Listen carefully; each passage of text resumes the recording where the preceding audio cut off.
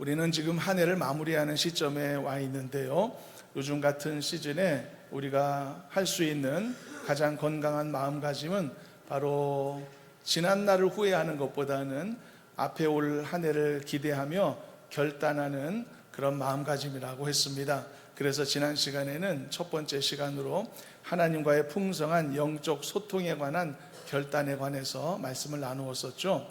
하나님과의 영적 소통함은 우리의 몸과 영혼을 부욕케 할 뿐만이 아니라 우리의 간절한 마음의 소원을 이루게 하는 아주 중요한 소통의 통로가 될 수 있다고요. 그럼에도 불구하고 이것은 항상 우리의 인생에 대부분 모자라고 결핍한 상황이 매우 많이 있다는 점이 우리에게 도전이 될 수 있다고 했죠. 그리고 하나님의 이 풍성한 영적 소통을 어떻게 이루느냐, 가장 소중한 통로가 바로 나의 기도의 행위다라고 했습니다. 그래서 내가 기도하는 생활은 내가 원하는 것을 공급받는 통로로서의 중요한 역할도 하지만 내가 기도하는 행위 그 자체가 하나님과의 소통의 의미를 가진 것이기 때문에 그 자체만으로도 매우 중요하다라고 했습니다. 그래서 문제는 너의 기도 생활에 있다라고 그렇게 우리가 말씀의 결론을 맺었었죠. 그리고 오늘도 역시 지난 시간에 이어 새로운 한 해를 맞이하며 우리가 가져야 될 또 하나의 중요한 마음의 결단 한 가지를 나누려고 합니다. 그것은 오늘 말씀의 제목과 같은 것인데요, 용서하기와 용서받기인 것입니다. 용서하는 것도 그렇고요, 용서받는 것도 그렇고요, 한 해를 마무리하고 새해를 준비함에 있어 아주 중요한 부분이라고 말할 수 있겠습니다. 왜냐하면 이것은 일종의 결산에 해당되는 그런 영역에 있기 때문입니다. 보통 결산은 언제 이루어지죠? 연말에 이루어지는 것입니다. 깨끗하게 결산이 마쳐질 때 새로운 한 해를 이게 상쾌하게 시작할 수가 있기 때문이죠. 그런 것처럼 용서하기와 용서받기를 통해서 우리 안에 있을 수 있는 모든 어떤 종류의 마음의 불편한 짐들을 다 해결하고 다 내려놓고 깨끗이 정리하고 새 출발하는 것이 얼마나 우리에게 요긴한 일이겠습니까? 요 몇 주간 우리 교회 뒤쪽 주차장 입구에 그 길이 계속 몇 주 동안 파헤쳐져 있었거든요. 무슨 공사를 그렇게 오래 하는가, 계속 땅을 팠다가 묻었다가를 반복하고 야간 작업을 그렇게 계속 해왔는데요. 그나마 다행스러운 것은 지난 임직식 날에는 바로 이틀 전에 모든 공사가 깨끗이 마쳐지고 아스팔트까지 다 이렇게 깔아 놓아서 참 다행스러웠는데요. 어떤 분은 그것에 대해서도 하나님의 은혜다라고 말씀하시기도 하던데, 당연히 하나님의 은혜죠. 그러나 하나님의 은혜가 그것뿐이겠습니까? 우리가 알지 못하고 스쳐가는 너무 많은 하나님의 은혜들 속에 우리는 살아가고 있는데요. 그런데 이번에 이제 교회 그 주차장 쪽 길 공사가 잘 시기적으로 마무리돼서 좋긴 한데, 우리는 해마다 12월 달쯤만 되면은 이 넘쳐나는 거리의 공사 현장을 보면서 좀 약간의 의구심을 갖게 되기도 합니다. 왜 12월 달만 되면 안 하던 도로 공사, 그리고 이 보도블록 공사, 인도 공사 이런 게 많아질까? 제가 살고 있는 사택 아파트도요, 역시 지난주, 저지난주 한 2, 3주간 대대적으로 그 길 공사를 했습니다. 그리고 땅을 파서 솔로 작업을 하고 그랬더니 지금은 또 깨끗하게 아스콘으로 다 마무리했거든요. 사람들은 그래서 이런 지적을 하기도 합니다. 유독 연말에 이런 공사가 많은 이유는 이 지자체들이 속히 남은 예산을 해가 넘어가기 전까지 소진하고 그리고 새로운 회기를 막기 위해서다라고 말이죠. 그래야만 새해에도 예산이 축소되지 않고 정상적으로 유지될 수 있기 때문이다라고 설명을 하기도 합니다. 이런 일이 오늘 내일 일은 어제 일은 아니었기 때문에 굳이 이걸 비난할 것까지는 없지만은 바로 그런 것이 한 해를 결산하고 새해를 준비하는 그런 그들의 방식이라고 말할 수가 있겠죠. 올 한 해 남은 것 없이 다 털어내고 또 다 정리하고 깨끗하게 새해를 맞이하자. 그들의 방법이 조금 은혜롭지 못해서 그렇지, 이런 마인드 자체는 굉장히 건강하고 바람직한 마인드가 아닐까요? 찜찜하게 정리되지 않은 것들을 내 안에 그대로 맞이하고 그대로 이 방치한 채 새해를 맞이한다면 새 것 같은 기분이 날까요? 새로운 마음가짐이 생길까요? 쉽지 않은 것입니다. 다 정리하고 깨끗하게 이렇게 새로 맞이하는 것이 가장 소중하고 중요한 것이겠죠. 어떤 사람이 새 집을 이제 새로 분양받아서 새 집을 가는데 옛날에 쓰던 낡은 물건, 잡동사니 하나도 안 버리고 고스란히 다 갖다가 그 집에 채워 넣는다면 아마 새 집 기분 느끼기가 어렵지 않을까요? 찜찜한 마음이 있는 것이죠. 그래서 여러분, 우리가 오늘 말씀을 통해 도전받고자 하는 것은, 결단하고자 하는 것은 한 해를 마무리하고 새해를 준비하는 아주 중요한 시점 아닙니까? 이때 우리에게 무엇이 필요한가 한 가지를 더 살펴보는 것입니다. 그게 바로 용서하기와 용서받기. 이것을 통해서 우리 안에 있는 모든 마음의 그 옳지 않은 이 감정의 찌꺼기들을 다 내려놓기, 바로 이것을 오늘 함께 말씀을 통해 나누고자 하는 것입니다. 그런데 하나님이 이것을 어떻게 이루어 주시겠다고 말씀하셨는가, 그게 이제 중요한 부분이라 그것이 본문 속에 있는 내용이기도 한 것인데요. 인간 사회에서 최초의 그 경제 활동은 물물 교환에서부터 시작되었다라고 말하죠. 물물 교환은 자기가 갖고 있는 것과 상대방이 갖고 있는 것 사이에서 내 것보다 상대방의 것이 더 좋다라고 생각하는 두 마음이 이게 만날 때 비로소 이 교환이 이루어지지 않겠습니까? 그래서 대부분의 물물 교환은 대체로 서로 비슷한 가치를 지닌 것끼리 교환이 이루어지기 마련이거든요. 그런데 만일 서로 가치가 너무 많이 차이가 나는 경우에 어떤 일이 발생할까요? 그럴 때도 교환이 이루어질까요? 그런 일은 세상에서 일어나지 않습니다. 만일 그런 일이 일어났다면 한쪽은 엄청 이득 봐서 좋겠지만 한쪽은 큰 손해를 보니 합당한 모습은 아닌 것이겠죠. 그래서 이런 일은 절대 일어나지 않고, 가끔 일어난다 하더라도 다음과 같은 몇몇 어떤 그 정상적이지 않은 상태에서 이루어지는 것이죠. 주로 이런 일이 발생하는 것은 한쪽에서 한쪽을 속이는, 그런 속이는 행위 속에서도 일어날 수가 있는 가능성은 있고요. 또 아직 물건의 가치를 잘 알지 못하는 어리숙한 마음, 예를 들어 어린아이와 어떤 물물 교환을 할 때 이런 일이 일어날 수 있는 가능성이 있을 것이고, 또는 간혹 실수로 이런 일이 일어날 수도 있습니다. 그런 일이 가능성이 없지는 않습니다. 얼마 전 뉴스 중에 보니까요, 미국의 한 주유소 직원이 프리미엄 휘발유 가격을 잘못 써놓는 바람에 주유소에 수천만 원의 이 손해를 입히고 해고당했다는 기사를 봤는데요. 어느 날 사장님이 그 직원에게 휘발유 가격을 6.99달러로 그렇게 올리라고 지시를 했는데, 이 직원이 실수로 6.99가 아니라 0.699달러로 잘못 올린 겁니다.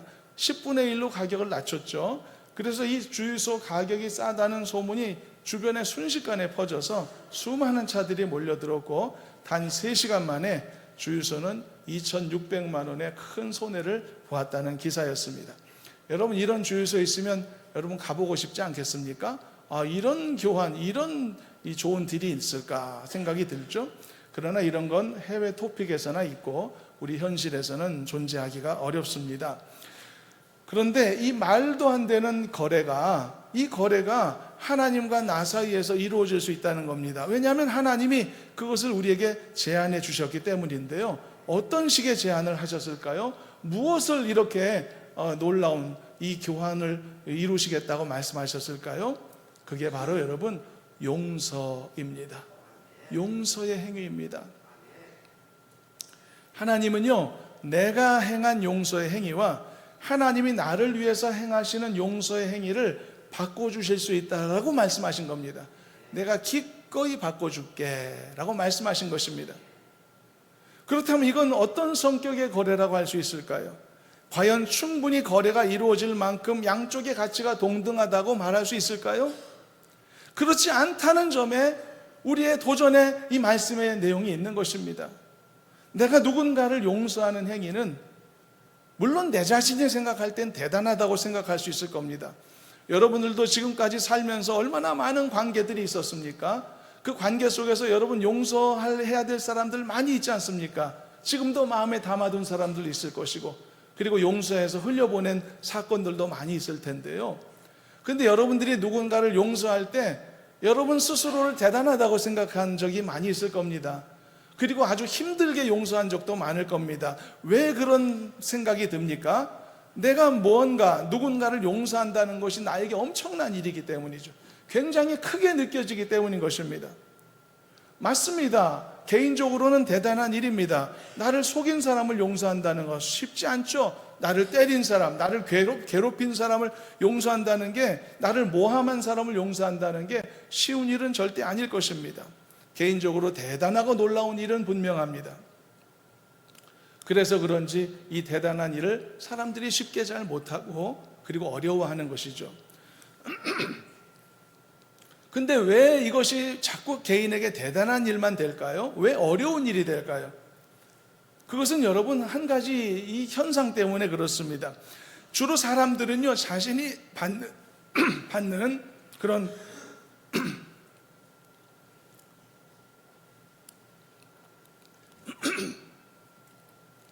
그 이유는 여러분, 주로 사람들은요, 자신이 받는 혜택보다 자신이 나눠주는 혜택을 더 크게 생각하고 더 오래 기억하는 현상을 갖고 있기 때문입니다. 그래서 사람들이 이런 마음가짐을 버리지 않고 계속 유지하고 있으면 나머지 결과가 어떻게 되느냐? 은혜 입은 기억은 내 안에 사라지는 겁니다. 그냥 은혜를 끼친 기억만 잔뜩 내 머릿속에 남겨지기 마련인 것이죠. 그런 식의 기억이 결과로 은혜롭게 결과가 나오면 좋겠지만 그렇지 못할 때가 많다는 것에 문제가 있는 것입니다. 예를 들어 내 안에 은혜 받은 기억은 다 사라지고 은혜를 내가 끼친 기억만 잔뜩 남게 되면 내 안에 어떤 마음의 작용이 일어날까요? 내가 지나놓고 보니 보람된 인생을 살았구나, 내가 많은 사람 도와줬네, 내가 좋은 일을 많이 했구나 라는 뿌듯한 감정이 있을까요? 그러면 좋겠죠. 그러면 문제가 없겠지만 안 그런 경우가 참 많은 것입니다. 대부분의 경우에는요, 내 인생에서 고마운 사람들이 다 사라지고 줄어들고 나에게 사랑의 빚을 진 사람들만, 그 명단만 계속 쌓여만 가는 것입니다. 그럴 때 사람들은요, 이렇게 살아온 자신에 대해 고마워하지 않는 사람들에 대해 불만을 품게 되는 것이죠. 왜 나를 고마워하지 않는가? 라는 생각을 하는 거죠. 왜 나를 알아주지 않는가? 예를 들어서 내가 가정에서 이렇게 희생하고 섬겼는데 왜 가족들은 나를 고마워하지 않는가? 내가 교회에서 예배 자리를 지키고 그리고 헌금도 많이 하고 직분도 잘 감당하고 그랬는데 왜 사람들은 나의 노고를 몰라줄까? 내가 이 회사를 위해서 30년, 40년 청춘 다 바쳤는데 왜 나를 이렇게 대접하는가? 내가 자식들 잘 키우기 위해서 내가 노후도 포기하고 최선을 다했는데 자식들은 왜 이 부모 대접을 이렇게밖에 못하는가? 이런 감정들은 어떤 현상이냐면요, 스스로 빚쟁이가 되어가는 현상입니다. 나는 그냥 빚쟁이가 되는 겁니다. 모두에게 빚쟁이가 되는 거죠. 교회도 나한테 빚진 자가 되고, 그리고 회사도 나에게 빚진 자가 되고, 자식들도 나에게 빚진 자가 되고, 나는 모두에게 빚쟁이가 되는 겁니다. 남편도 아내도 나에게 빚진 자, 부모도 나에게 빚진 자, 심지어는 이 나라도 나에게 빚진 자처럼 생각하게 되기도 하는 것입니다. 이 나라가 나한테 엄청나게 세금을 다 떼갔는데 나에게 해준 게 뭐가 있냐, 이런 생각을 하게 되죠. 왜 이런 현상이 발생되냐 하면 앞에서 말씀한 것처럼 자신이 받아온 혜택보다 자신이 주어왔던 혜택을 더 많이 기억 속에 남겨놓기 때문입니다. 그렇게 사람들이 생각 없이 살게 되면 은혜 받은 기억은 사라지게 마련입니다. 은혜 끼친 기억만 오래 남는 거죠. 그런데 여기서 더 중요한 문제는 이것이 실제 상황과는 사실이 아주 다르다는 점에 있는 것입니다. 예를 들어 여러분, 우리가 나라에 세금을 내긴 했지만 정말 나라가 나에게 해준 것 정말 없나요? 우리는 매일매일 잘 닦인 도로를 사용하고 있고 편리한 대중교통도 사용하고 있죠. 이런 것들은 내가 가진 개인의 돈으로는 절대 꿈꿀 수 없는 시설들 아닌가요? 뿐만 아니라 안전한 나라에서 우리는 살고 있죠. 걱정 없이 불안하지 않고요. 우리를 지켜주는 공권력도 있죠. 외부의 적으로부터 보호해주는 막강한 군사력도 갖고 있지 않습니까? 이런 것들이 이 나라가 우리에게 제공해주는 혜택이 아닌가요? 근데 왜 우리가 아무것도 받은 게 없다고 말하죠? 여기에서 우리가 각각 개인이 갖고 있는 생각의 맹점들을 갖게 되는 겁니다. 부모나 남편이나 아내같이 사람을 대하여 생각하는 것도 마찬가지입니다. 대부분의 원망들은 자신이 받은 혜택을 잊어버렸기 때문에 생기는 거죠. 자신이 제공한 혜택만 기억에 남기 때문에 발생하는 거죠. 자신이 제공한 혜택이 이렇게 내 안에 부정적인 생각과 결합하게 되면 그때부터 자신의 수고는 변질됩니다. 희생이라는 말로서 내가 희생만 해왔다고 생각하죠. 그리고 생고생해왔다고 생고생이라는 말로 변질되게, 헛수고라고 배신당했다, 이런 식의 옳지 않은 왜곡된 말로 변질되는 겁니다. 모두를 내 앞에 빚쟁이로 만들어버리는 거죠. 빚진 자로. 나는 빚쟁이가 되는 겁니다. 그리고 이런 생각을 갖게 되면 분노하는 사람이 될 수밖에 없습니다. 화날 수밖에 없죠. 다 나한테 잘못들을 하고 있는데 만족하지 않는 것이죠. 괴물 같은 마음을 가진 사람이 된단 말이죠. 왜 이런 일이 발생하는가? 생각 없이 살다 보면 은혜 입은 기억은 사라진다. 은혜 끼친 기억만 잔뜩 남는다. 그래서 여러분, 생각을 갖고 살아야 합니다. 사람은 의지력을 가져야 합니다. 그냥 가만히 놔두고 내 생각이 돌아가게 놔두면 이런 현상이 나타날 수밖에 없는 것입니다. 그래서 우리가 이 연말 연시를 맞이하면서 바로 이러한 마음가짐으로 결단하여 준비하고 새로운 마음가짐으로 출발을 하자라고 지금 함께 도전의 말씀을 나누고 있는 것입니다. 사랑하는 여러분, 여러분의 마음을 깨끗하게 청소하는 은혜가 있기를 주님의 이름으로 축원합니다. 찝찝한 생각들 다 걷어내실 수 있기를 바랍니다. 여러분 안에 있는 상처받은 마음과 기억들도 다 내려놓으시기를 축원합니다. 그래서 정결한 마음 가지시길 바랍니다. 그것은 내 자신으로에게도 불행한 일입니다. 다 벗겨내길 바랍니다. 다 상처들, 찌꺼기들 다 벗어내길 바랍니다. 그래서 정결하고 순결한 마음가짐으로 하나님이 주신 그 새로운 한 해를 마치 새 집을 새 가구를 들이며 새로운 마음으로 시작하듯이 그렇게 새 마음으로 시작하는 우리가 되셨으면 참 좋겠습니다. 그리고요, 이것은 왜 틀린 생각이냐? 내가 얼마나 많은 혜택을 받았는지 여러분, 그것을 우리가 망각했기 때문입니다. 우리는 얼마나 많은 개인적인 용서를 받으며 살았는지도 알아야 되는 것입니다. 여러분, 사람들이 나를 많이 봐줬습니다. 내 주변 사람들이 많이 나를 용납해 주었습니다. 그래서 내가 지금 살고 있는 겁니다. 내가 지금 그래서 지금까지의 삶을 유지하는 것이죠. 그러므로 받은 은혜를 잊어버려서는 안 됩니다. 그래야 건강한 일상생활, 행복한 신앙생활이 가능한 것이죠. 지금까지 받아온 무수한 혜택들을 잊어버리지 말아야 하는 것입니다. 근데 더 중요한 사실이 또 한 가지가 있습니다. 그것은 하나님이 나를 용서하신 그 행위는 앞서 말씀한 것처럼 내가 살면서 사람들을 용서하는 행위와 비교가 안 된다는 것입니다. 사실상 교환이 불가한 것이라는 뜻입니다.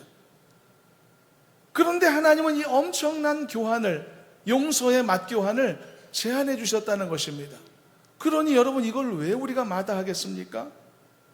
그래서 우리가 이걸 붙잡아야 되는데, 근데 붙잡으려면 나에게 한 가지가 있어야 됩니다. 여러분, 교환하려면 나에게 뭐가 있어야 되죠? 교환할 물건이 있어야 되죠. 뭔가 작은 거라도 내가 내 손에 쥐고 있어야 무슨 교환하는 그 자리에 들어갈 수 있을 것 아니겠습니까? 그래서 내가 교환할 걸 갖고 있어야 된다는 거죠. 하나님이 뭘 가지고 교환해 주시겠다고 했죠? 내가 누군가를 용서하는 그 행위를 하나님이 교환해 주시겠다고 말씀한 것 아닙니까? 그러면 이 엄청난 하나님의 은혜의 혜택을 입기 위해서라도 나는 반드시 형제를 용서해야만 되는 것이죠. 그래서 오늘 말씀의 제목이 용서하기와 용서받기인 것입니다. 용서하는 게 먼저입니다. 그래서 내 안에 내가 이 하나님이 명령하신 것을 갖고 있어야 되는 것입니다. 그래야 이것 가지고 내가 하나님과 맞교환을 할 수 있는 것입니다. 그렇다면 이 두 가지가 서로 맞교환될 수 있을 만큼의 가치의 형평성이 있냐? 아니라는 말이죠. 사상 초유의 거래란 말이죠. 그래서 여러분, 이것을 반드시 우리는 붙잡아야 될 줄로 믿습니다. 말씀을 지금까지를 정리하면 여러분 내 자신의 평안을 위해서라도 용서하는 성도 되시기를 주님의 이름으로 축원합니다. 이것은 나를 행복하게 만드는 방법입니다. 여러분, 내가 용서하지 않는다고 해서 상대방이 괴로움이 계속될까요? 그건 관계없습니다. 내가 용서하고 용서하지 않고는 상대방의 어떤 감정과는 아무런 관계가 없는 동떨어진 것입니다. 내가 용서하지 않으면 나만 괴로울 뿐인 것이죠. 이게 지혜로운 방법, 이게 미련한 것 아닙니까? 제가 요즘은 잘 안 그러지만 옛날에 이렇게 운전하고 가다 보면은 이렇게 좀 속상한 상황이 펼쳐지지 않습니까? 그러면은 제가 험한 말을 이렇게 가끔 하기도 하면은 옆에서 제 아내가 뭐라고 그러는지 아십니까? 그 험한 소리는 저 사람은 안 듣고 나만 듣는다고 얘기합니다. 그 말이 맞는 것 같습니다. 저 사람한테는 아무런 효과가 없는 것이죠. 그 부질없고 무지한 일을 뭐하러 하겠습니까? 여러분, 용서하는 것은 나를 위한 것입니다. 내가 평안하고 내가 자유로울 수 있는 것이죠. 그리고 또 완벽한 한 해의 결산을 위해서도 이건 해놓고 가야 될 문제인 것입니다. 찝찝하게 놔두고 가면 안 되는 것이 아니겠습니까? 그래서 결산을 위해서도 반드시 해야 될 부분이고, 그리고 지금 방금 말씀한 것처럼 하나님과의 엄청난 역사적인 맞교환을 성사시키기 위해서도 우리는 내가 교환할 것을 갖고 있어야 된다는 거죠. 이런 현실적인 문제에 있어서도 이것은 반드시 우리가 감당해야 될 부분인 줄로 믿습니다. 성경을 보면요, 1만 달란트 빚진 자 비유 나오지 않습니까? 내용이 뭡니까? 어떤 사람이 왕으로부터 10,000달란트의 빚을 탕감받았죠.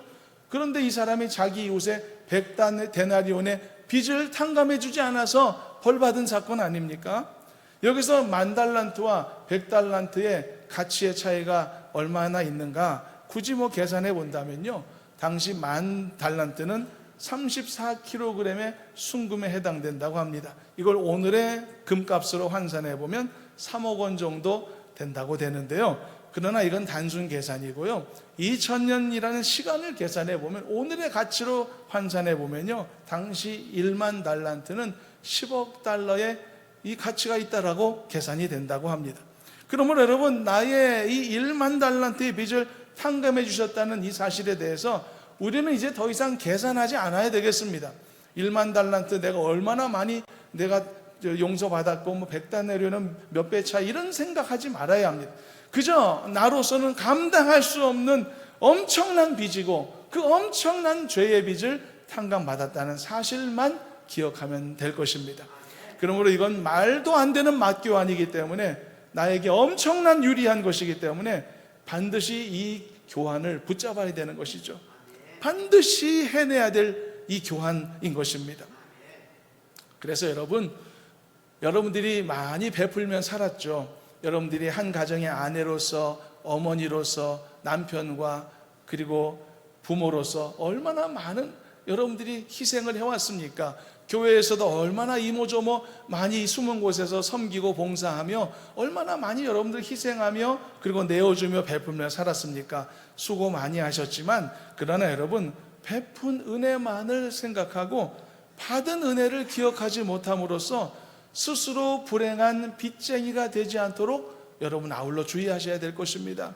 그래서 이 사실을 반드시 주의하시고, 내가 살아오며 얼마나 많은 빚을 또한 탕감받았는가, 얼마나 많은 용서와 호의를 얻으며 살았는가, 하나님으로부터도 사람으로부터도 많은 그 혜택을 누렸다는 것을 똑똑히 기억하시기를 바라고, 그래서 내가 베풀어야 될 용서, 내가 타인에게 베풀어야 될 은혜의 혜택을 주저하지 말고 결단하여 마무리하고 결산하면 참 좋겠습니다. 그래서 하기 싫어서 어쩔 줄 몰라 하지 마시고요, 그냥 도전받았으니 하긴 해야 될 텐데 그냥 내주기 싫어서 벌벌 떨지 마시고요, 그런 미련한 자가 아니라 정말 기꺼이 믿음으로 받은 은혜를 정말 즐겁게 흘려보낼 줄 아는 지혜로운 그리스도인이 다 되었으면 좋겠습니다. 그래서 한 해를 깨끗하게 결산하고 하나님이 허락하신 새로운 한 해를 기쁨으로 맞이하는 우리가 되기를 주님의 이름으로 축원합니다. 그리고 우리가 왜 반드시 맞교환을 해야 되느냐, 또 하나의 이유가 있는데요. 여러분들도 많이 용서해 오셨다고 했죠. 용서하지 않으면 어떻게 괴로워서 삽니까? 내가 불행하죠. 그러니까 여러분들은 다 나름대로 용서하며 살아왔단 말이죠. 그런데 예를 들어 내가 어떤 사람을 용서했다고 하더라도요, 다른 사람들은 그를 용서하지 않을 수가 있습니다. 충분히 그럴 가능성이 있죠. 나는 그를 용서했지만 이 나라의 법이 그를 용서하지 않을 수가 있습니다. 그래서 그를 감옥에 집어넣을 수도 있단 말이죠. 충분히 그럴 수 있죠.